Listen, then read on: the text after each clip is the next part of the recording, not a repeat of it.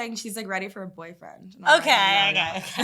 You do. I don't know. I'm just, I don't know if I'm ready for like a boyfriend per se, or if I just want something really consistent and reliable, because I'm just so tired of like not knowing like the future with like these people I'm hanging out with.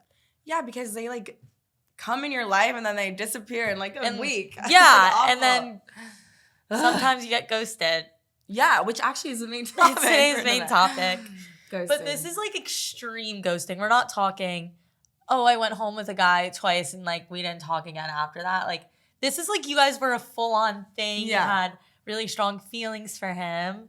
And then he just disappears off the face of the earth like Edward in New Moon. Yeah, that's what we keep saying is like, it's like New Moon. You know that scene in Twilight? I don't know if you guys know. I'm sure you know. Everyone knows Twilight. Okay. New Moon has like, New Moon when Edward like leaves Bella, and then like the months go by, and she's just like sitting out her window and like being so dramatic and like depressed. And she's like jumping off a cliff to try and see him, like going to these extreme lengths because she doesn't know where he is or what the deal is. Because she got left by like the love of her life. It's like sad. It's like awful and like devastating. So we always compare like the biggest like ghostings of our life to like New Moon, and it's like. I totally relate to you. I totally like if you're going through that right now, especially, it's like really hard, like honestly. Do you want to tell your Bella New Moon story? Yeah, but I don't want him to hear this.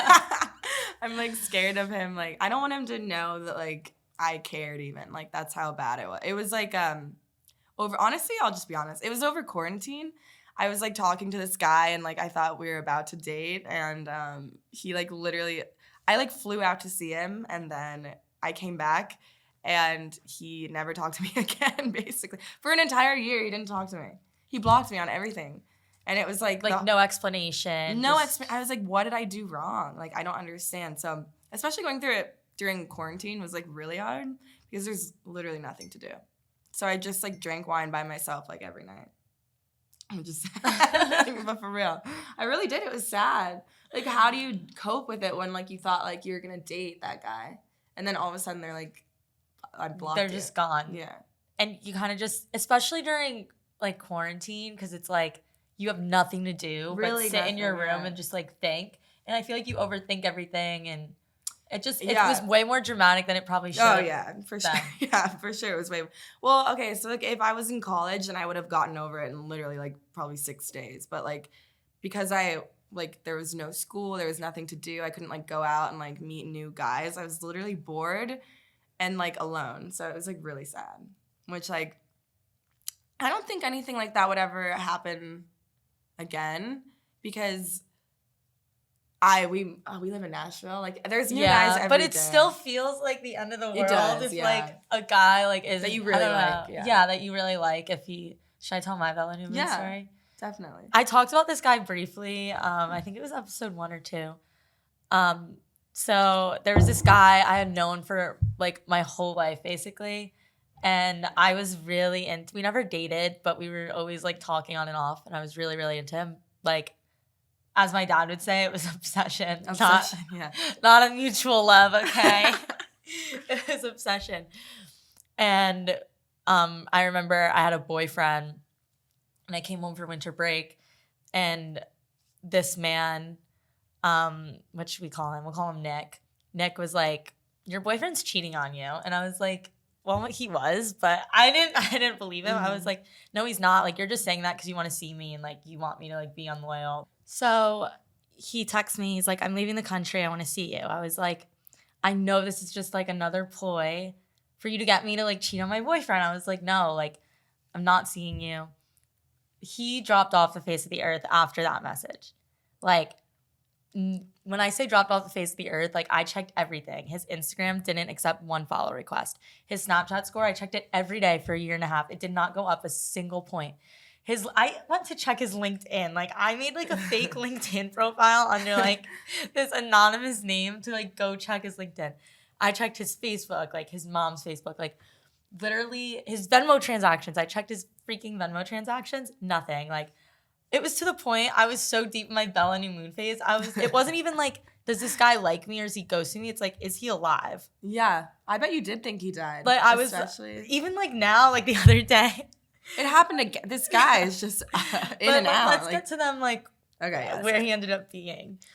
So it's right before COVID starts happening. I'm sitting at the bar. At this point, it's probably been like 2 months since the last time I checked any of his stuff. So I was checking it for like a year-ish. And I got a notification from him. And I was in the middle of the bar.